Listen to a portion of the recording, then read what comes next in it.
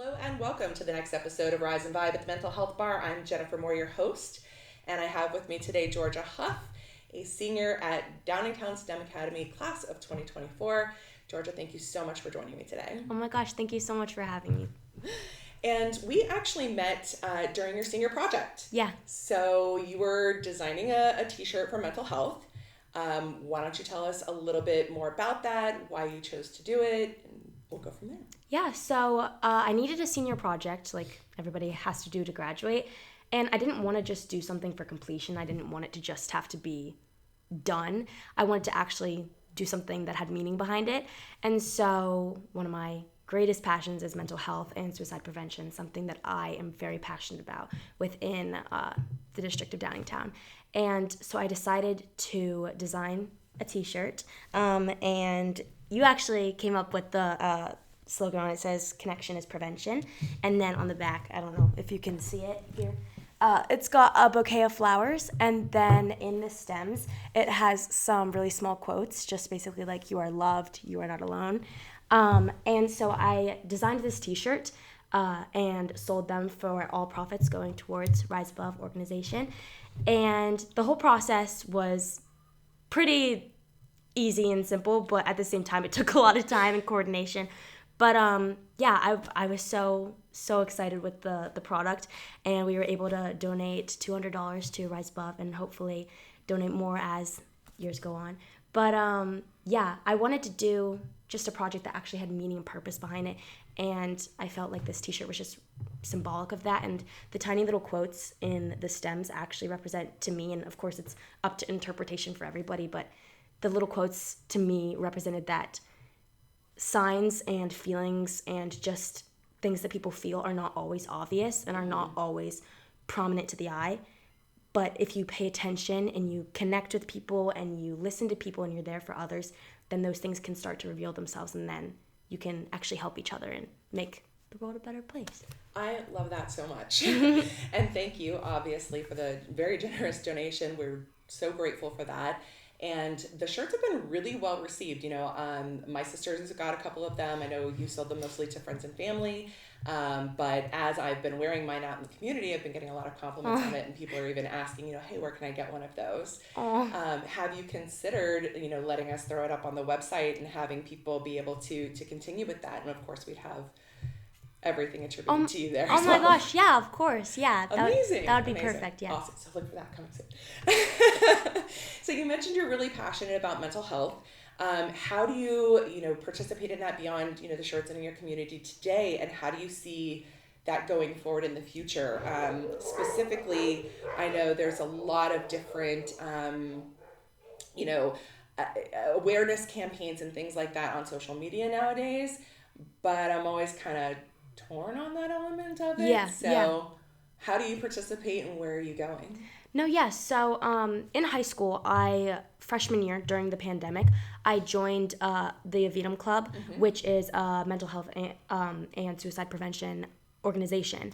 And I joined the club freshman year, and I stuck with it. And then junior year, I became an executive on the board, and I was in charge of the social media aspect. Oh, wow. Of posting our club day activities and posting just regular updates and information, hotlines, various resources, and just in charge of the social media aspect.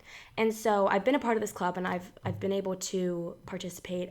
We went to Downingtown East and had a day. It was called The Talk, and we connected with a bunch of other Avita members from the state of Pennsylvania, from numerous schools, and we all were able to talk about mental health and have this open conversation. And it was actually just amazing to see all the people who, like me, are so passionate about it and a part of the same club that I was part of. And so from Avidum, I was able to meet a lot of people, and this fall I was able to go to Lehigh University, have another talk, and it was a conference, and just talk and see how many people are also passionate about it, and just spread the message of Avidum. But so from here, it really inspired me to want to continue to communicate with people and want to continue to work with others, because that's really important to me. Is you just can't do you can't do it alone. You have to be with people. And that's something that I just need to be surrounded by people all the time. And so I am going, after I graduate high school, I'm going to Arizona State University to study journalism at their Walter Cronkite School of Journalism. Wow. Nice. And I'm so excited because the main goal of journalism is to tell the truth, and the main goal of journalism is to tell stories for people who don't have a voice, and tell and communicate with others and try to create something greater than ourselves, and just tell a story and just communicate and make change. And that's what I tried to start to do with the VDOM. However, I feel like journalism is a way that I can continue that and continue to just do my best to make the world a better place and just make change. That's incredible. I cannot wait to see what you do with it. Thank you. And then as you're, going forward in these different political areas and, reporting on journalism, is there an underlying theme or focus to the work that you intend to do, beyond just like political? Is it access, funding, just awareness? Like, what are the underlying points that are connected for you? Definitely human rights, and just starting below. I feel like a lot of people, when they think of politics, they think of government, and they think of world leaders, and they think of a bigger picture. However, the world and society begins with people. It begins with groups, and it begins with societies and communities. And that's what I want to focus on, because when we start to make change within communities and districts like Downingtown, that's where it really starts, and that's where change can start to stem from, and make these changes then get to each level, get to then the more political, bigger, governmental change that needs to occur. And so I really want to focus on people in my community, people wherever I'm at school, and I work with my fellow students, starting at the core and starting with people who are just like you, and then also communicating with people who are different to you. Everything can start by focusing on the first level, so that it all can just grow from there. I love this hyper local focus. Yeah. That's fantastic. That groundswell, getting those grassroots campaigns going, and people in your community that you can really see that impact. Love it. So with going to the Walter Cronkite School of Journalism and having been at STEM, I mean, obviously you do a lot on the day-to-day. How has that impacted you? What has your experience been in, navigating STEM, navigating the next chapter of your life, also while being an executive at VDOM and these other things that you have to do? Absolutely. So STEM is a very academically challenging place, and it's also very competitive. And STEM for me has been very challenging past 4 years. I have to really work hard for my grades. I have to work hard to just understand and take in knowledge. I'm not someone who naturally just gets things. I'm not naturally someone who can just like pick things up. It takes me a lot of time and practice. And so unlike a lot of my STEM other students, it's normally a lot quicker for them. And so throughout all of STEM, I've really struggled with kind of keeping up and making sure that I'm at the same place as my fellow students, which also led to a lot of comparison, and which also led to a lot of just anxiety in myself, and anxiety and uncertainty when I go to school about how I'm going to do, what I'm going to say in a class discussion, what my grade means and how it makes me feel. And STEM especially, a lot of kids are like, what'd you get on this test? What'd you get on that? Yeah. It's very competitive, and it makes you question your self-worth constantly. And you're constantly comparing yourself to other students and just wondering, what am I worth? What if I don't get this grade, what am I worth? And or if I don't get that scholarship, if I don't attend this, if I don't receive this, or if it's just constant questioning yourself. And so STEM has greatly increased my anxiety, and it made me really, really struggle, and it made me go into starting sophomore year, and obviously after the pandemic, which so many people struggled with. But after that, then I developed depression. And so from there, with my anxiety and depression, also balancing STEM workload, I'm a dancer, having to dance, being involved in a lot of extracurriculars, all of that, while you're constantly trying to keep your head above water, it feels impossible. It feels like you're never going to get out. And so this environment also just constantly felt like it was just trying to bring me down. And so I had to really work to try to rise above it and just try to come up with something that I could do to actually save myself and get out of this. And that's how, I know it sounds like cliche, but graduation for me is me finally being able to get out of this. And I know I do appreciate, of course, the district and everything, but at the same time, there is a lot of change that needs to occur because people, and especially social media, people perceive your life in such a specific way, and it's not real. Right. It's not real. People probably, like, my social media is all my friends and my dancing and all the things, great things I do, but if anybody actually knew what happens and the truth, they probably would be very surprised. Right. Because social media puts such a blurred perception on everything. And so I just want to, like, make an emphasis on that it's just, like, social media, school, toxic achievement culture, all those things are just a cover of what is truly important, which is, what is truly important is being kind, being compassionate, being with people, not putting other people down, not comparing yourself to other people, not trying to be better than someone else constantly. Being in competition with yourself and trying to make yourself better so that you can help others and be there for others is what's actually important. Not how many likes you get on social media, not what grades you get, not how well you did on a test compared to, that's what STEM showed me. It showed me what's actually important.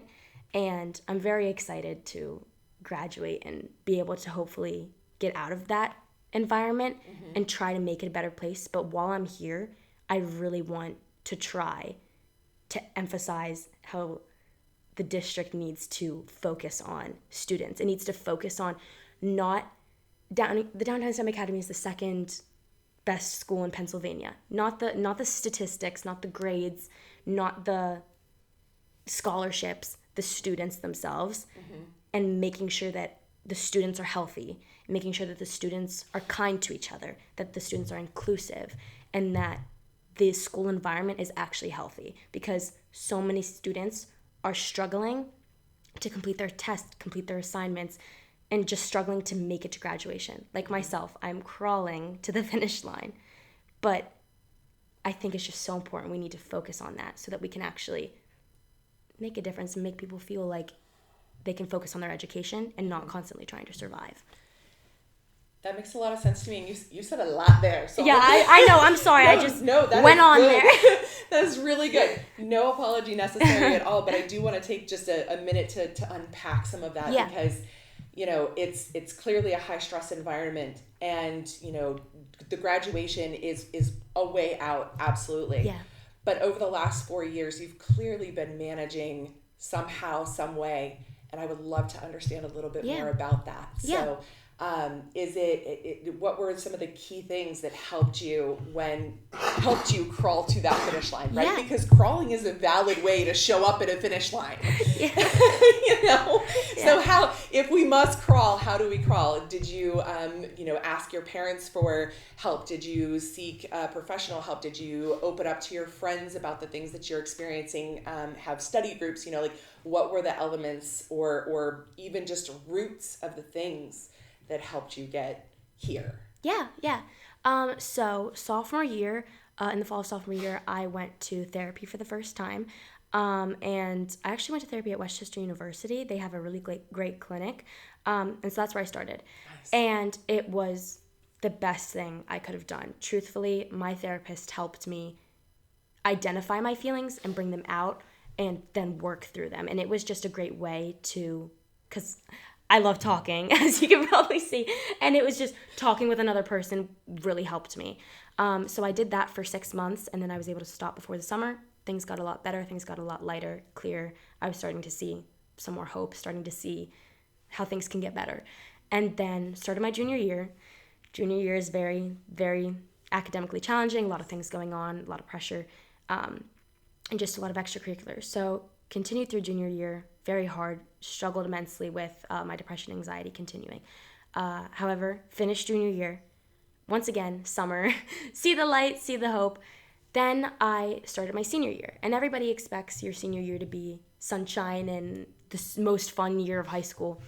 However, I started senior year and I was still struggling immensely, and that's also started when the college decision process happened, and I was getting deferred from colleges, but then getting in, and I was confused and I was stressed, and I went to an all-low. And that's when my mom suggested that I go back to therapy. So in January, after Christmas, I returned to therapy. Same clinic, Westchester University, amazing clinic. With a new therapist though, because my other therapist went on to get another occupation.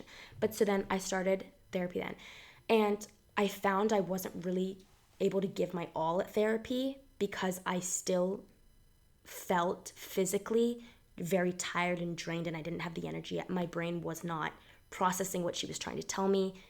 It wasn't helping anymore, which was so confusing for me because the first time therapy worked like perfect. And so I was really, really struggling. And my mom, the first time I went to therapy, suggested that I try medication. But I was so against the medication. I was like, no, I do not want to try it. I was like, absolutely not. Because I was so terrified and so honestly disappointed in myself because I wanted to be able to do it myself. Yep. I wanted to be able to say, no, I went to therapy, I talked about it, I did it myself, my brain did it myself. However, I found therapy wasn't helping me because physically I didn't have it in me. I didn't have any energy. I couldn't give my all to therapy. So that therapy wasn't going to help me because I had nothing to give. I wasn't processing what she was telling me. I wasn't able to talk and tell her the truth. And so finally, in February, I agreed to the medication, and it was the best thing for me. It truly was. And I have now been on it for a few months, and it just physically helped me have more energy and physically helped me have more motivation in therapy to sit down with her and say, okay, so what's the root of this issue? Okay, how can I change this? And then in my own life, away when I'm not at therapy, I actually work on it and I try and I have that energy. And so therapy and medication is what has given me that energy back. And I think there's such a stigma around medication. There really is. And I didn't realize that I was giving into that stigma because I was saying, no, I don't need it. I can do it myself. When really, I didn't realize that it's okay. Like, right. It was okay. It's okay to ask for help, and it's okay to need that help because it's not doing all the work for you. It's just taking that edge off and giving you a little bit of courage and a little bit of motivation to lift you up and say, it's okay, keep going now. Exactly. And that's what it did for me. So those are the two things that truly helped me. And of course, my support system. My parents are truly the biggest part of my life. They have picked me up and they've carried me through to this finish line as well. But so definitely those three things for me. That's amazing. And thank you so much for sharing. Yeah.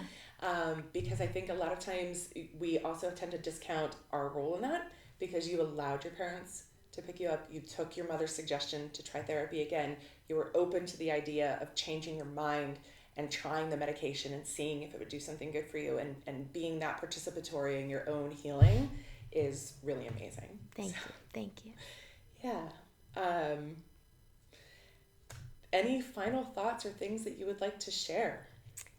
Normally I think that we have to continue to try to do our best to spread the message regarding ending the stigma around mental health and the importance of working with other people, and that connection is the way to making things better and finding the light and working with other people.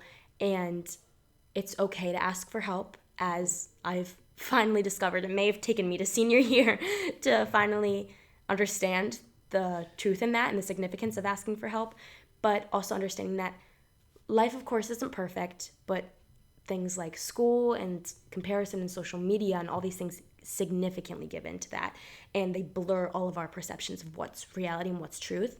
And the truth is, life is far from perfect. There are going to be really hard times. There are going to be things that you have to overcome, but just know that everybody else is also going through it. Everybody else is also probably struggling with something, at least one thing in their life. Nothing is perfect. And so by understanding that and being able to look at your phone and seeing someone's photo on Instagram and seeing that they're out with a bunch of their friends, they're going to go home after, and they're going to be in their life just like you are. Yep. And that you're not the only one who feels those things. And that's just something I feel so passionately about, is just understanding you're not the only one. And it's okay to ask for help. And that's how we can actually make changes, by being there for others and asking and communicating. Absolutely. Thank you again so much, Georgia. I really appreciate you joining me today. Of course. Thank you so much.